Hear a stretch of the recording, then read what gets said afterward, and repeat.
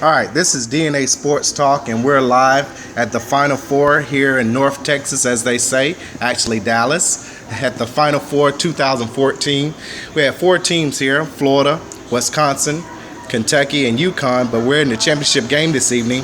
UConn against Kentucky. Two teams have taken a different road to get here, but we want to take some time and introduce Hall of Fame player Artis Gilmore. Artis, I'd like to welcome you and thank you for being a part of DNA Sports tonight.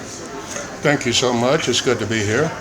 So let's get a little background about you. Where are you from? We spoke about Dothan, Alabama, but actually I'm a native Floridian, and I graduated from Carver High School in Dothan, Alabama, and entered junior college for a couple of years, and then returned to Florida to Jacksonville University, where we competed for a national championship. Excellent. So what was it like in Dothan, Alabama? My mother's from Dothan, Alabama, actually, and I remember Ross Circle and Hetland. How much has it changed since you've been able to return? We briefly spoke about the racial issues were just magnified during that time frame. In fact, the schools were continue to be segregated, and it was just a different Dothan, Alabama. How was it as a basketball player playing in such a small town such as that, especially being black? Well, actually, smaller with my hometown, Chipley, Florida, we're about 35 miles south. But in Dothan, we much larger city, much larger environment, considering Headland and some of the and Hartford and some of the other little smaller cities comparable to Dothan, Alabama. Okay, good. And you went to college in Jacksonville, I believe? Yes, I graduated from Jacksonville University. And how did you all do in the tournament? We matched up against UCLA for the championship. We played for a national championship in 1970. Excellent. So after going to Jacksonville University, how did you get into professional sports? Well, of course, I was drafted by the two different leagues, which was the ABA and the NBA. And then, of course, I made a decision to go with the Kentucky Colonels. And after signing that contract, extended and the league merged. And then I spent some years in Chicago and in San Antonio, and I actually finished up my career with the Boston Celtics. Excellent. Did you have a pregame routine before you played or anything? Well, basically what somewhat similar to what the athletes involved in, engage in today, compared to what we had available to us during those time frame. It was much different. Each of these individuals have individual, trainers, but when I look back, we had one person to take care of an entire team. It was certainly pretty challenging on occasion, but of course we got through it. Right. With so many players getting large contracts these days, when you played, I'm sure it was significantly different, but what do you remember being the first thing that you got once you got your first contract? Well, the first thing that I was able to do was find a home for my mother and my father, and certainly that was at the top of my list to take care of my parents. Excellent. Now, you mentioned that you played with the Bulls, the Spurs, and the Celtics. Which team did you not like to play against? Well, each night it was to play against those teams.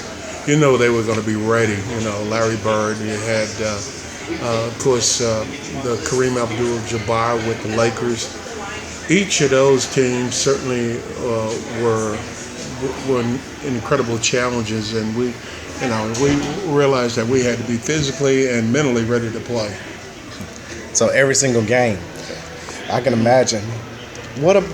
Who do you see in the NBA today that probably best resembles the type style of basketball that you played?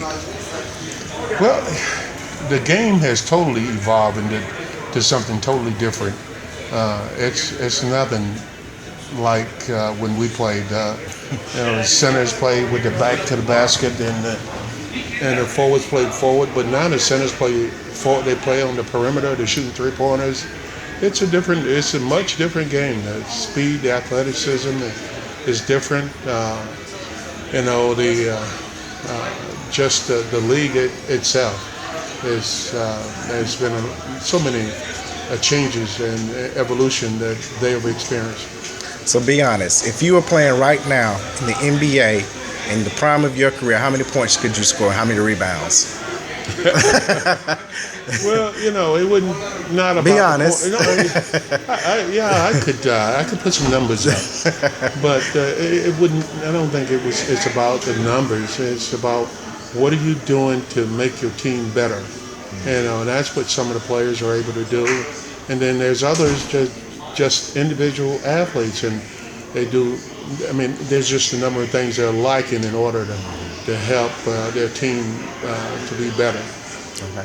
So the conference finals will be coming up in about a month. The playoffs start April 19th.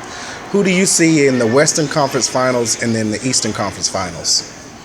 And this is currently in the NBA today.